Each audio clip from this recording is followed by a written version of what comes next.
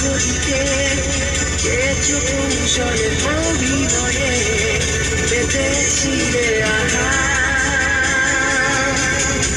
তুমি ভেবেছিলে স্বর্গ ভেঙে আমি একটা খাতেই চুলো হয়ে যাবো সেই থেকে হায় এখনো আমি একা